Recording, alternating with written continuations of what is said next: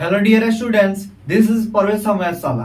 फिर से आपका एक बार और स्वागत करना चाहेंगे परवेज समयसाला यूट्यूब चैनल पे।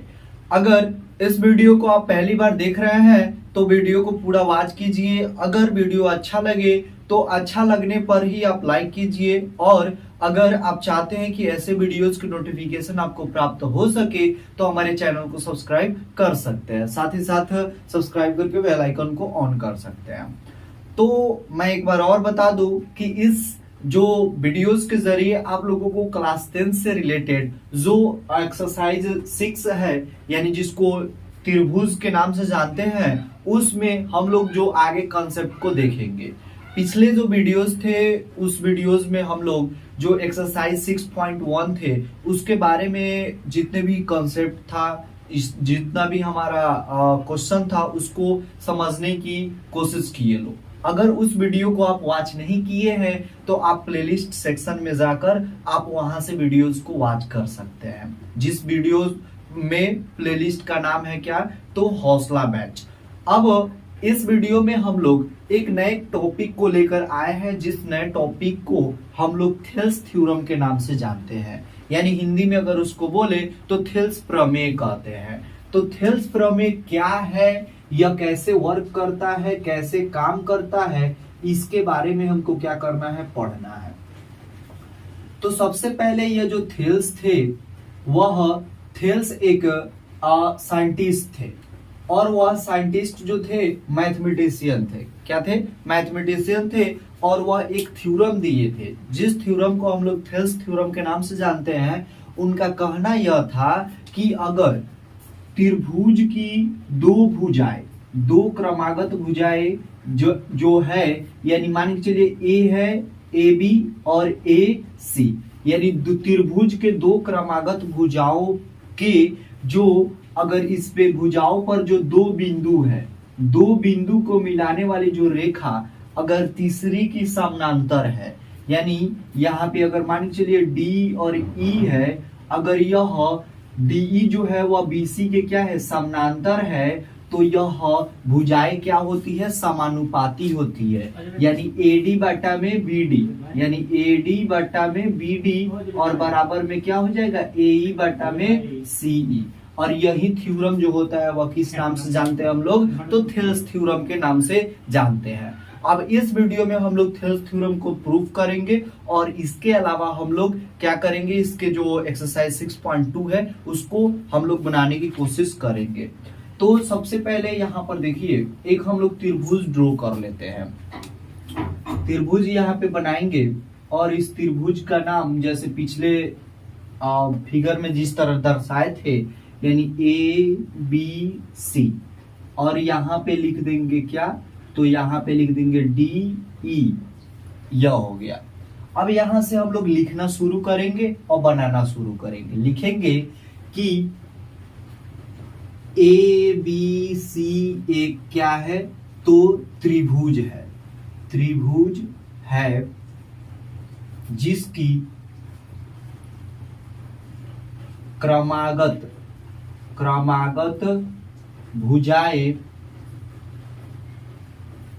ए बी तथा ए सी पर, ए बी तथा ए सी पर दो बिंदुएं डी एवं ई इस प्रकार है कि, इस प्रकार है कि जो डीई है वह समानांतर है किसके, बीसी समानांतर हो जाएगी किसके, तो डीई के। यानी यह ऐसे है कि जो बीसी है वह किसके समानांतर हो जाता है, तो डीई के समानांतर हो जाता है। अब हमको साबित क्या करना है, तो लिख देंगे साबित करना है। क्या साबित करना है कि एडी बटा में बीडी, एडी बटा में बीडी बराबर होगा एई बटा में सीई के। तो इसके लिए हम लोगों को क्या करना पड़ेगा, रचना करना पड़ेगा। रचना क्या करना पड़ेगा, तो लिखेंगे यहाँ पे रचना। रचना हम लोगों को यह करना होगा कि यहाँ से डीई लंब डालना पड़ेगा किस पे, तो एई पे, यानी डीएम डीएम लंब किस पे हो जाएगा, तो एई कहिए चाहे एसी कहिए, यानी यहाँ पे लिख देंगे डी एम लंब किस पे, एई ब्रैकेट में लिख सकते हैं एसी पे, यानी एई पे भी लंब है और यह पूरे भुजा पे भी लंब है। इसके अलावा आपको एक और ई एन, यहां से क्या लंब डालना पड़ेगा, ई एन, यानी यहां पे लिखेंगे ई एन लंब किस पे, तो एडी कहिए चाहे ए बी कहिए, इस पे करना पड़ेगा।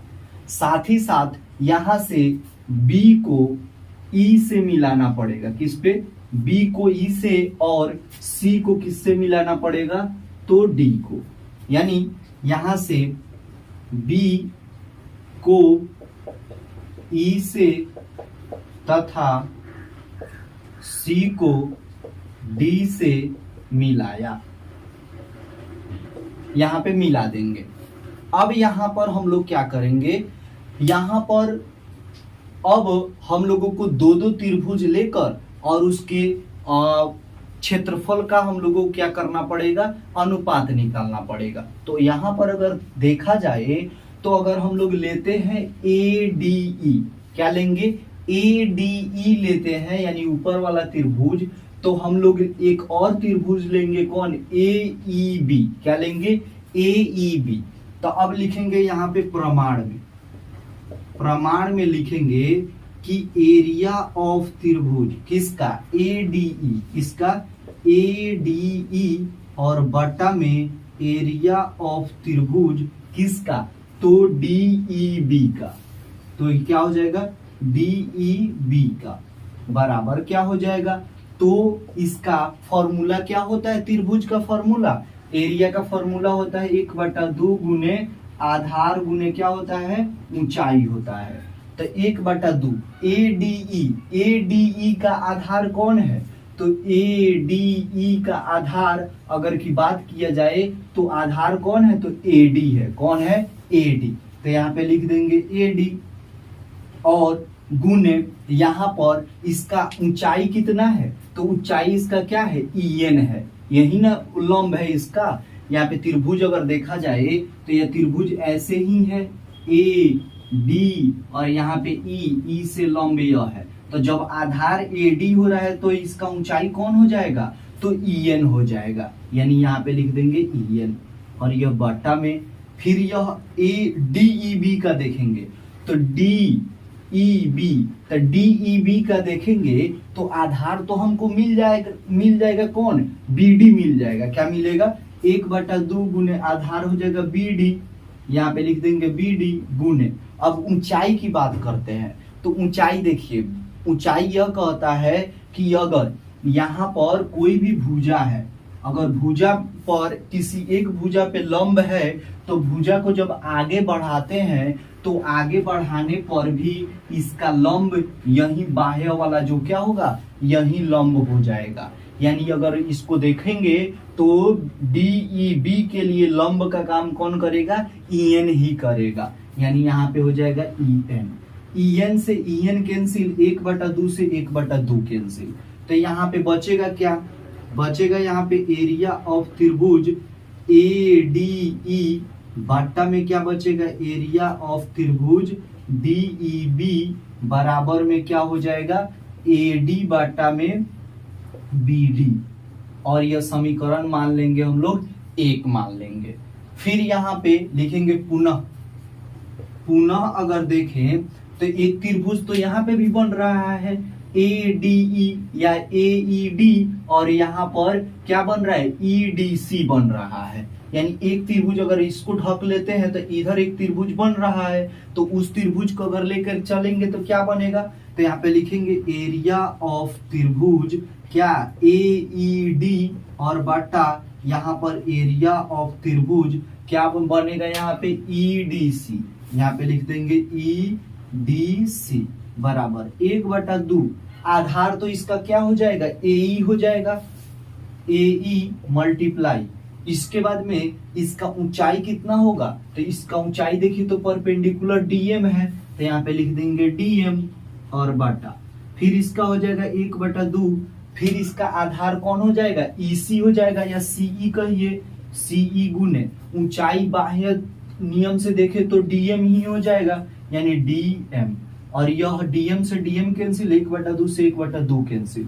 तो यहाँ पे अगर AED को हम लोग AED कहिए चाहे ADE कहिए लिख सकते हैं यहाँ पे। तो लिख देंगे एरिया ऑफ त्रिभुज, यहाँ पर क्या हो जाएगा ADE और बटा एरिया ऑफ त्रिभुज क्या बनेगा EDC बराबर में हो जाएगा AE बटा में CE। और यह समीकरण क्या बोल देंगे, 2 बोल देंगे। अब देखिए हमको प्रूफ करना है यहाँ पर कि AD बटा में BD बराबर होना चाहिए AE बटा में CE के।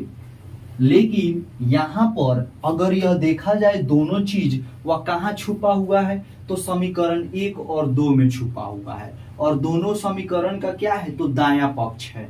तो अगर इसका दोनों का बायां पक्ष अगर इक्वल हो जाता है, यानी यहाँ पर देखें तो एरिया ऑफ AED, यानी यहाँ पे एरिया ऑफ ADE और एरिया ऑफ ADE यह तो इक्वल है ऊपर वाला, लेकिन नीचे वाला देखिए तो एरिया ऑफ क्या है DEB है और एरिया ऑफ क्या है DEC।